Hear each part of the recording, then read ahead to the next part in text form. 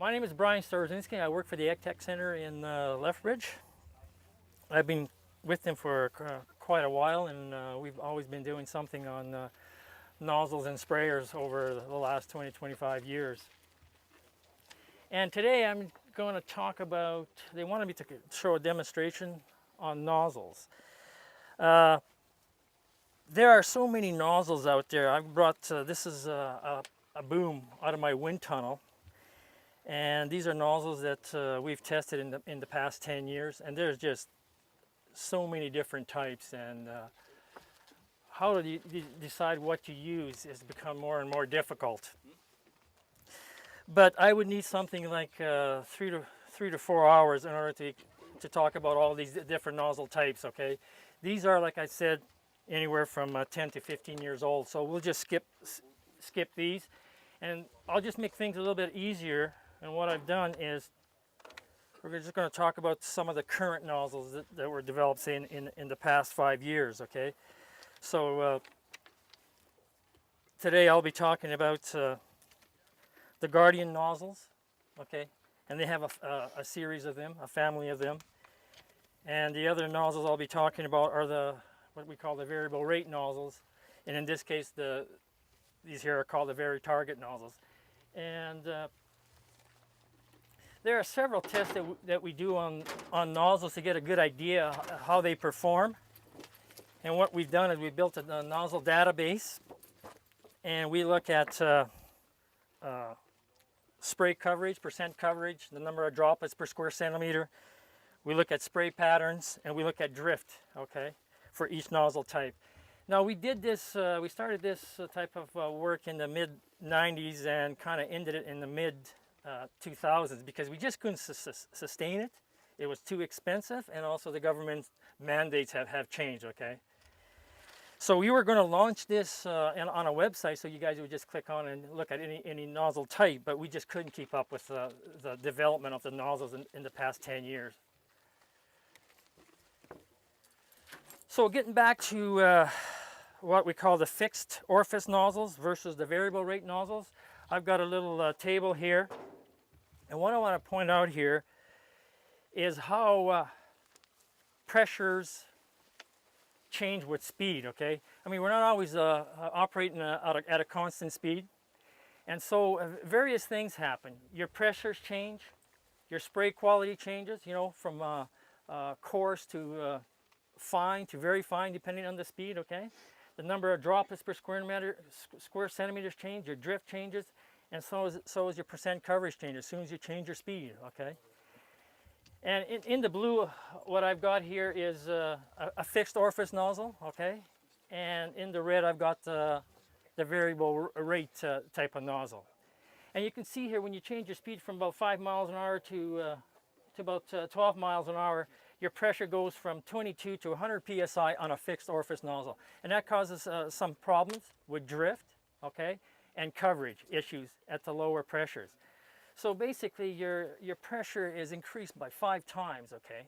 So therefore, your spray quality goes from extremely coarse to medium, so that's always changing. And if you look at a variable rate nozzle, from about 5 miles an hour to 10 miles an hour, your pressure goes only from about 30 to 38 psi, only about a 10 psi change, okay? What happens there? You've got your spray quality remains constant, which is a good thing. So you can vary your speed quite a bit without having to worry and be able to remember where your spray quality is at. Now, do you guys know what I mean by spray quality?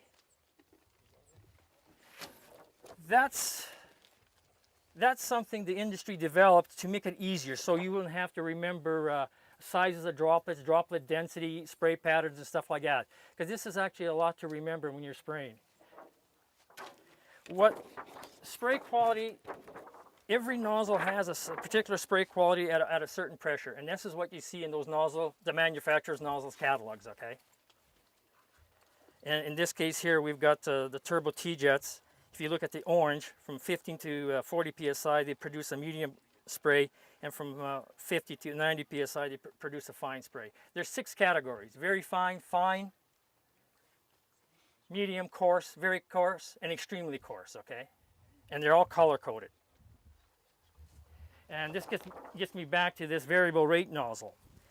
Most of the fixed orifice nozzles have their own color, which determines size. And we all know about that. Yellow means an O2, an orange means an O1, a blue means an O3, and so on, okay? Now with a variable rate nozzle, the color doesn't represent size of the nozzle, but it represents the spray quality. So yellow cap is producing a medium spray, a blue cap is producing a coarse spray, a green cap a very coarse, and a white cap extremely coarse. So they made it a little easier. They took the size right out. Going to variable rate nozzles, you can apply, with this particular nozzle, you can apply anywhere from 5 to 40 gallons per acre using one tip, one cap. Okay, all you got to do is choose what type of spray you want. With a fixed orifice, you have to use a series of different sizes to go from 5 to 40 gallons per acre. And going back to this speed, fixed orifice nozzles, okay? Now, if we go from about 3 to 12 miles an hour, what happens to your pressure? It goes up really quick, all right? So you get all these different things happening with pressure and spray quality and drop its density and percent coverage.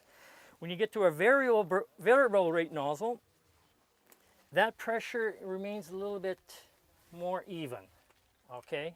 Like I said, 30 to 38 psi. Now there's another variable rate system out there. It's called the aim command system. It's on your Case IH sprayers. It's a little bit more complicated. It's all electronic.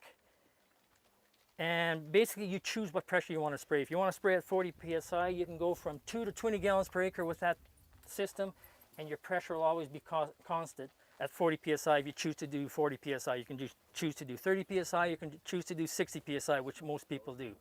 All right, so that's a little bit on fixed orifice nozzles versus variable rate nozzles, okay? So I'll just take this aside.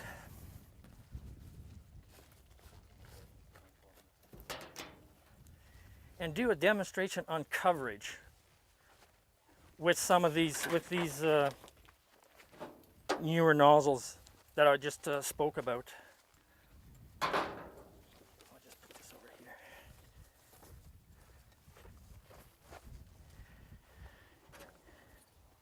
here. Okay, so I've got these on there, and we'll go through the Guardian series versus the variable rate tips. And we'll look at just spray patterns. I got to get this thing started. But in order to appreciate what's happening with these newer technologies, I'm going to do a little demo on spray patterns on the older technology. What you'll see here, and these are nozzles from the 1980s, early 1980s. They're the 80-degree nozzles. And I'll operate them at 40 psi. Now that was a big improvement in the early 80s, going from the 65 degree to 80. Woo! Big technology improvement, eh? And that was supposed to improve our coverage. Let's see what it does. And this is a little patternator. I don't know how many. I don't know what resolution that is. It's about 8 millimeters. And 40 psi. Look at the drift we have. We just got a little breeze.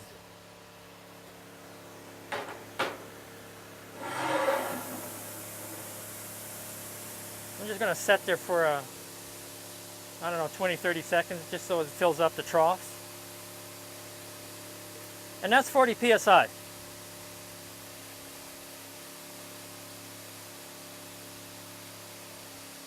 So these are yellow tips. It's basically putting on about 10 gallons per acre at 40 psi.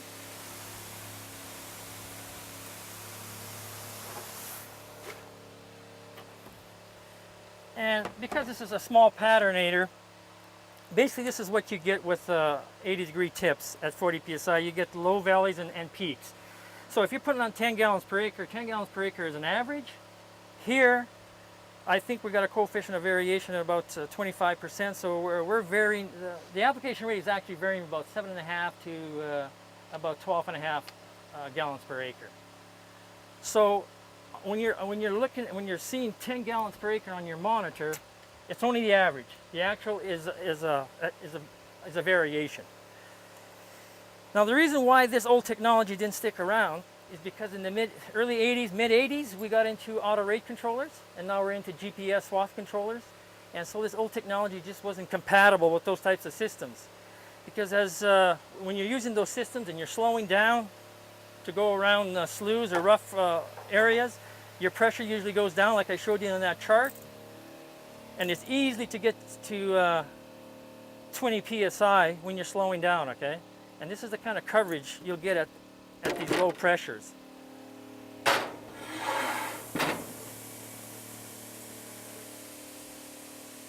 And it doesn't take much to decrease by 20 psi. It's 2 kilometers an hour, you're down to 20 psi from 40 psi. That's how quick it happens.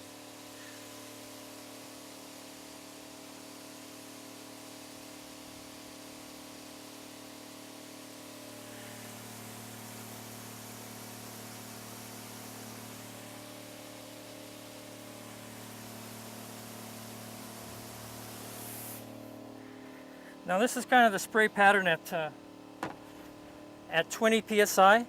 So your pattern, basically what happens here, I believe this is like 5 gallons per acre all the way to about 13 and a half, 14 gallons per acre. And it's also irregular too, okay? So that's what happens when you start slowing down with the older technology, all right?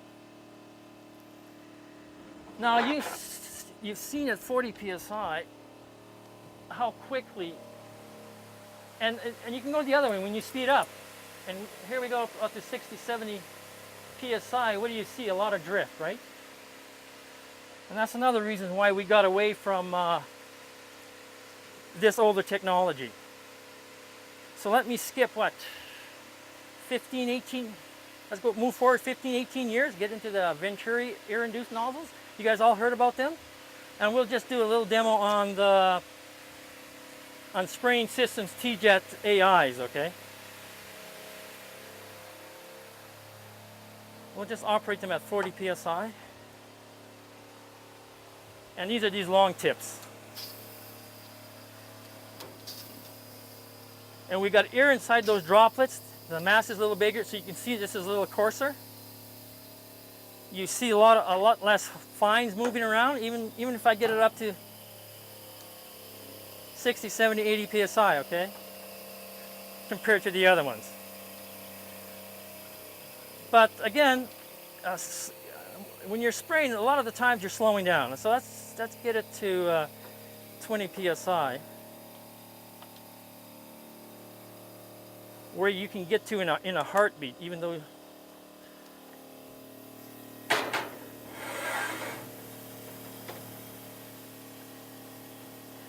And you see they're very coarse at that low pressure, okay? Your coverage is probably less than 25, 30 droplets per square centimeter.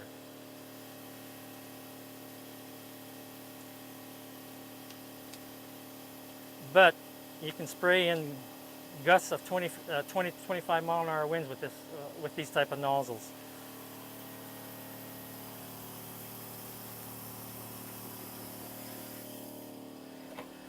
So one thing I want to point out with air induction Venturi type nozzles,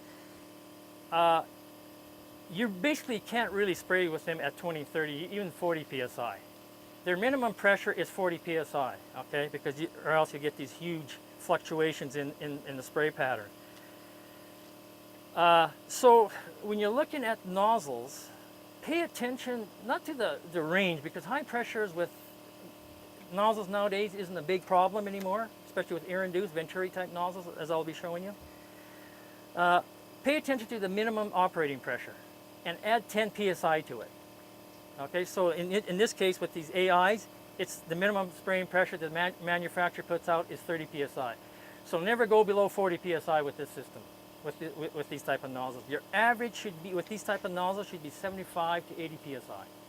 So you have some room to slow down, okay, or else you get into this kind of situation, okay. Now let's go forward maybe another, what is it, 10 years, 10, 12 years? And let's get into the newer nozzles.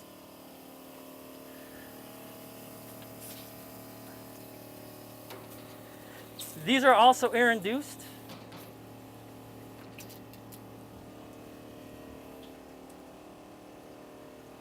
I'll get it up to 40 psi.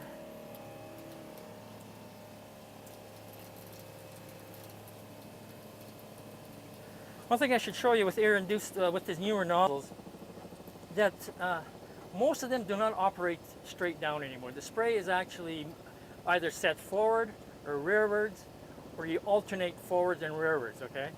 So they all have an angle to them, and we'll get to the what effect that has on your spray. But here I've got these these Guardian nozzles. They're made by Hypro, and they're sold by Agco dealerships. That's another way I wouldn't mind spraying is out a helicopter. I think that's the best way to spray if you could afford it. Hey?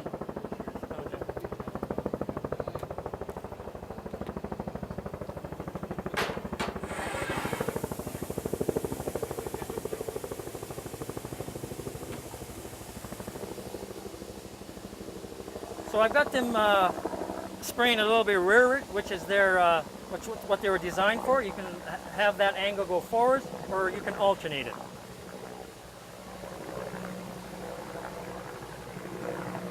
It's a little less coarse than the previous nozzle you saw, but with these newer ones, you can operate at the pressures of 20 to 60 psi. And look at that. That's something like this took over 30 years to develop, eh? But we finally got there. So it's pretty neat, eh? I thought it was neat until I talked to a farmer last night. That was him. He went to this demonstration last year in Lethbridge, and he told me these nozzles plug a lot, and he's having issues with them plugging. Now, we've never had that issue. We've been operating them for 3 to 4 years, so I'm not sure what's going on there. There's a lot of times when you're traveling with sprayers on a gravel road, some of that dust that's kicked up by your tires will lodge into the aspirating holes of these nozzles, and they'll plug. But look at this. I mean, like I said, I waited 30 years for this. If you spray in real tall chem shallow or something like that, if it gets ahead of you, you get little particles of lamp that Jam up in there? I think it's mostly dust related. The little intakes around there seem to kind of coating the dirt around them. And I think probably the only thing that seemed to work for me was to turn around and go and get my car washed, like we just with the garden hose and the garden one. Every time I got home, I would go wash them off. But it seems. But our experience with any of these Venturi nozzles is the cleanest part is actually where it sucks in the air. You can see the paint after you've done a job, eh? Whereas the other parts of the nozzle body or the nozzle itself is all coated with the chemical residue and dust. So that surprised me. I didn't want to hear that, but I did.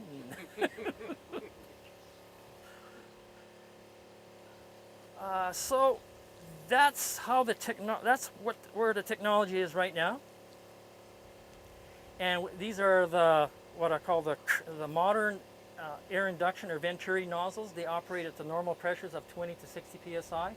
You don't have to worry about operating your sprayer at 75, 80 psi, okay? So that's another advantage to them. The other advantage to them is they've gotten rid of a lot of the finer droplets, and a lot of the larger droplets. What was this like at, say, 25 or 20 now? It's actually still pretty decent, I think.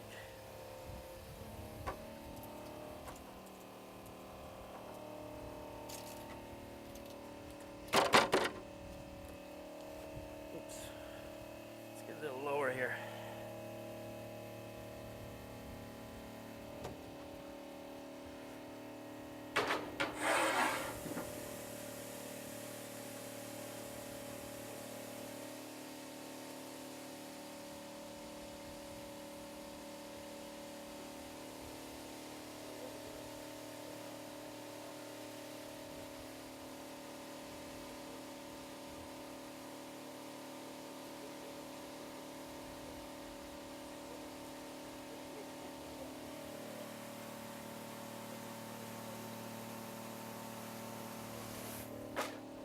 I didn't wait long enough, but it still holds its pattern pretty good.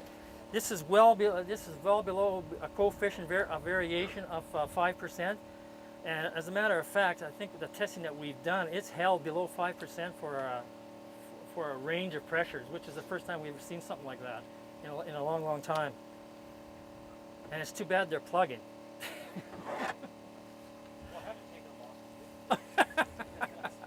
Need a little air filter on it. Can you do a test on a Venturi nozzle like this? The variable rate? The Venturi, Yeah, that's what I'm going to get to. But there's a family of these Guardian nozzles. The other nozzle is the extended range nozzle. They're similar to the spraying system's Turbo T-Jet. That kind of used to be the workhorse in the 90s, okay? And this is their version of it. But you see fine spray. It's a 120-degree spray angle, a lot of drift. Okay, I mean it's just breezy here, and look what's happening. I don't recommend we spray like this anymore. I just don't see the need for it. The other Guardian nozzle are the twins, the Guardian Twin. It's an air-induced nozzle, and I'll show you the advantage of that shortly on that table there. Okay, it's spraying, I believe, about 20 degrees forward and 20 degrees ahead. Okay, and that's another technology that came about in the early 2000s. Okay. Any questions on the Guardian nozzles? And they all do well in their patterns, eh? Brian, for a producer that's spraying herbicides, insecticides, and fungicides, there's not such a thing as a one nozzle does all, or do they have to look at selecting nozzles that are appropriate to those particular products? Well, with the newer nozzles like what I'm talking about, I didn't. I'll answer that question right away, Ron, when I get to that table there, okay? And look at that, and that's their twin system. So they've done a really good job in trying to keep that pattern or that application rate constant right across the entire sprayer, okay? And it looks like my table demonstration is just about done, because I think all the fines, all the fines have landed on there. It goes to show you how this spray moves. I was going to move it over there. They're done. They're toast. Somebody should stand in front of there. Anyways, the variable rate nozzles.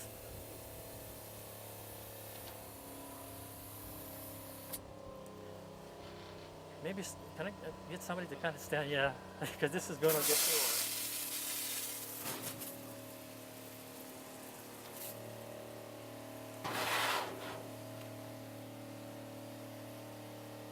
Now these are totally flow dependent. You have to have an auto rate controller or a swath controller on your sprayer for these to work. You just can't set your pressure because you don't know what pressure it's going to be. Like I said, that pressure only varies 10 psi from about 4 miles an hour to about 10 miles an hour. Okay, and it gets up to it gets past 40 psi when you get up to the 12 to 16 mile an hour range. But it's consistent. You can operate this at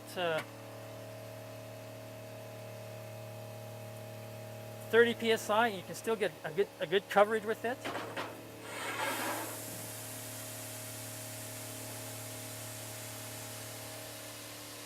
It's totally mechanical. Unlike the aim command system, it's totally electronic. And there's a couple of things happening there, which I'll get to right away.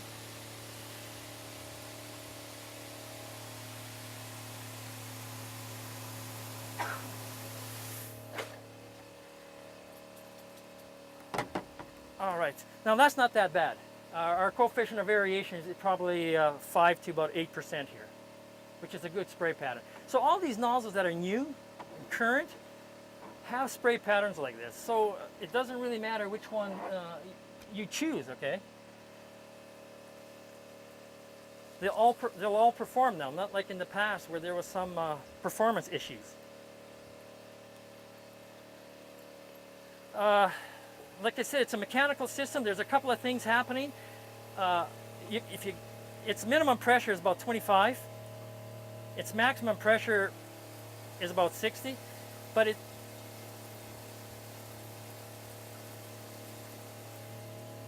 oh, I can't get more than that. For some reason I'm stuck there. But anyways, the spray angle doesn't change. The droplets per square centimeter changes just a bit, and your pattern just changes a bit, like I showed you on that table at the beginning. Another set of nozzles that I had on that boom are these here. These are radical. Right on those variables, a neat feature, I think, is the way to work it, but by plugging, you kind of just blast them out, right? Yeah, you just up the flow and it opens right up. I'm just trying to get one out of here.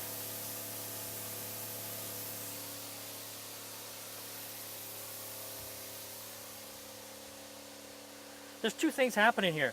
The flow is actually regulated by a wedge, okay? That's on a actually, this orifice here, the outlet orifice is actually moves. Anytime this goes up and down, it's increasing the flow, changing the shape of this exit orifice to keep the spray angle constant, therefore keeping your spray quality constant and your spray pressures kind of within plus or minus 5 psi of what you're trying to apply, okay? And the other thing, we did have some trouble with them when they first come out about 4 or 5 years ago. They used to have a black seal in there. Those are the older style. There was problems with flow. We were seeing variations in flow anywhere from 7 to 20% across the boom with the black seal. So if you're interested in these, get into the newer caps with the white seals. They're a little bit more flexible and a little bit more consistent. They just go to the yellow test now. I don't have enough of them. Yeah, well, that's what I'm getting at. It's like, this is a whole variable series, okay? This is a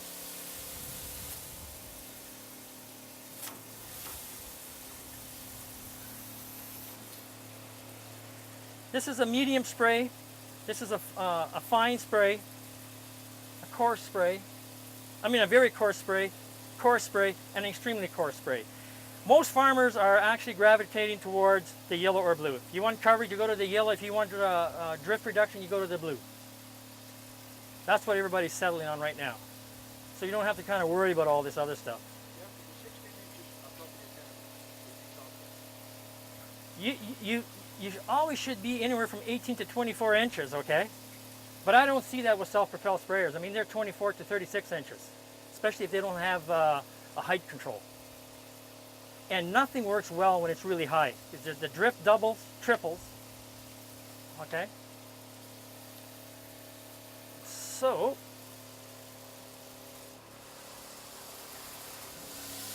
oh yeah, these nozzles here. Whoops.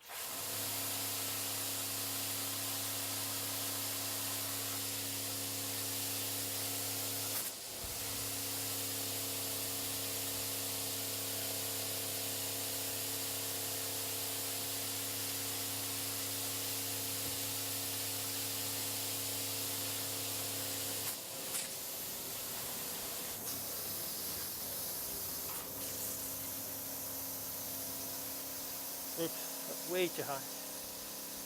No, I'm not going to be able to do a spray pattern with these, but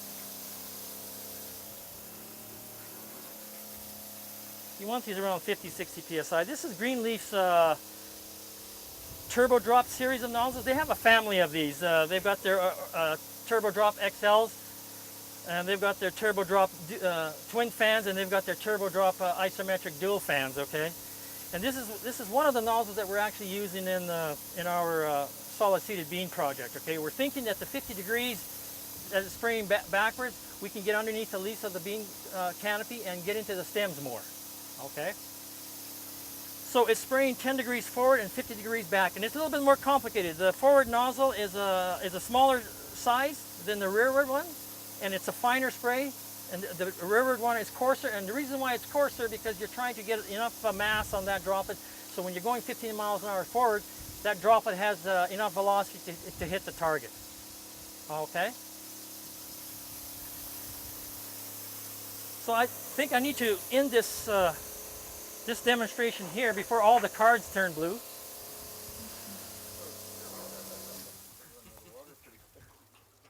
So we're going to go over to this table here, and one of the questions Ron was asking is there one nozzle that can do it all? I think not anymore.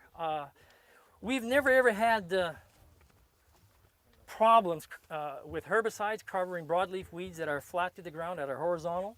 All right. Our issues with nozzles have always been trying to target vertical targets like wild oats, spraying fungicides. Fusarium head blight is a big challenge. yeah. So these nozzles that I just showed you that spray, this one here was spraying 10 to 15 degrees forward, this one here 20 degrees forward and back, and this one here 50 degrees back and 10 degrees forward. Those are the tips that you should be using when you get into spraying for diseases, when the crop is much taller, okay? Because they just have a better coverage on both the front side and the back side of the stem or the leaf, okay? And I was going to demonstrate that with these cards, but they all turn blue on me. So this card here I was going to show you. This is a blank card. This was pure yellow, and look at the drift on it, okay? And when it's drifting, you don't see that drift with your eyes. If you start seeing it, you're way above the drift level, acceptable drift levels. You're into that 15, 20, 25% range if you see it, okay? So basically when water hits it, it just turns blue. And what I was going to show you is the advantage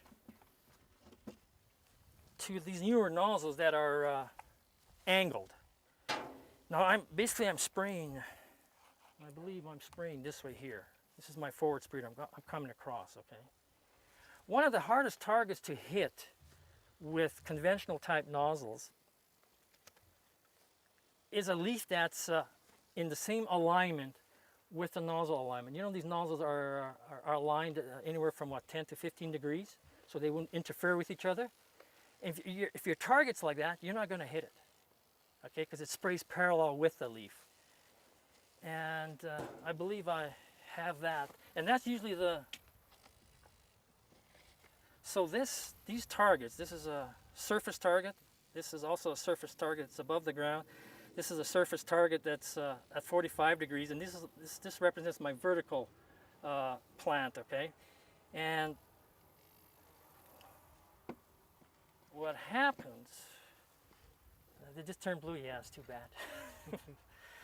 It's a very difficult target. You can hit it when you go towards it, but it's hard to hit when you pass it. Now this didn't have any spray on it at all, eh?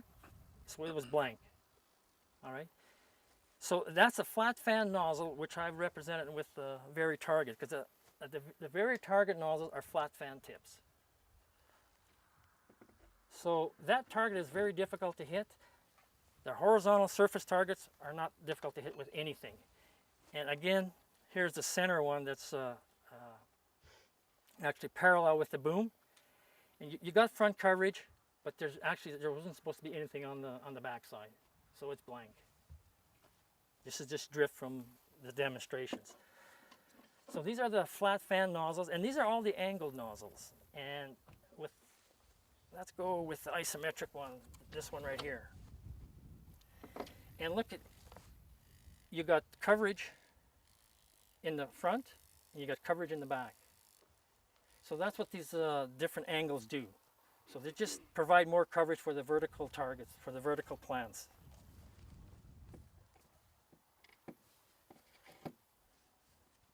So basically that's it in a nutshell. We can actually get Ken here to show us some nozzles on fertilizer. I think I'm going to skip it unless there's a strong interest, because we're kind of a little Okay. bit. Sorry for taking all that No, time. that's fine. That's fine. Is there any last questions for Brian? Okay. Well, join me in thanking Brian then.